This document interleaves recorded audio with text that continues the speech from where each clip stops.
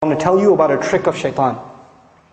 When you go late to work and your boss is angry at you because you're late, and lots of people work at your office, you know what you do? You avoid eye contact and sneak into your cubicle.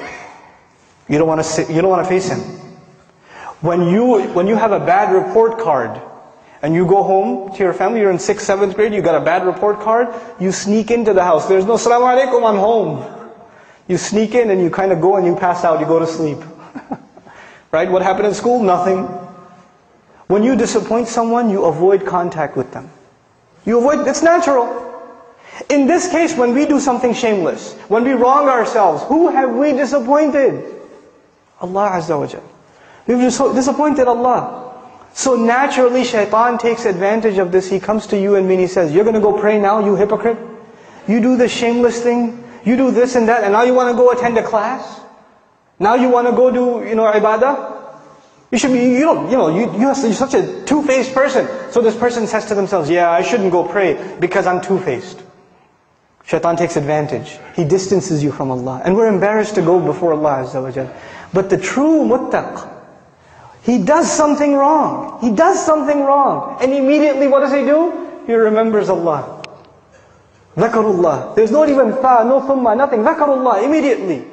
فَاسْتَغْفَرُوا لِذُنُوبِهِمْ. Then they asked Allah to forgive for their sins. And the word for sins here, dhunub, comes from dhanab actually, a tail. That which you're not proud of. That which humiliates you. Something you did that you're not proud of. And they ask Allah to forgive those embarrassing things that they did. وَمَنْ يَغْفِرُ الذُّنُوبَ إِلَّا اللَّهِ. Who's going to forgive sins if not Allah? Who are you going to go to? Where else you got to go? Who knows the things that you and I have done wrong except ourselves and Allah? There's a lot of things in our closet that Allah has not exposed. And only Allah knows, and we have to find the time to ask Allah to forgive. This is the main attribute of people that are described that enter Jannah. أُولَٰئِكَ لَهُمْ جَنَّاتٌ تَجْرِي مِنْ تَحْتِهَا الْأَنْهَارُ. The ayat are coming. The sandwich between mentions of Jannah. And the last thing I share with you about this final passage, one time I was with my family, and we were at a mall.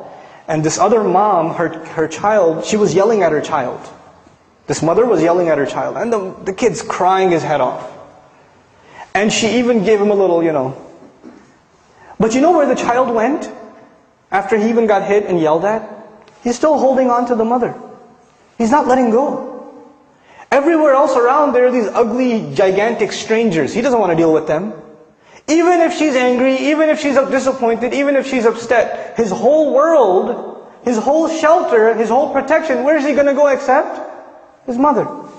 And it made me think, subhanallah, when you and I sin, when you and I disobey Allah, where are we going to go? Where else is there to go? Who do we turn to?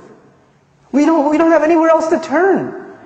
So even if we disappoint our Lord, even if we fall short of the standards He set for us, the true muttaq, the hopeful of Jannah, he never loses hope in Allah. لا تقنطوا من رحمة الله. Don't lose hope in the mercy of Allah.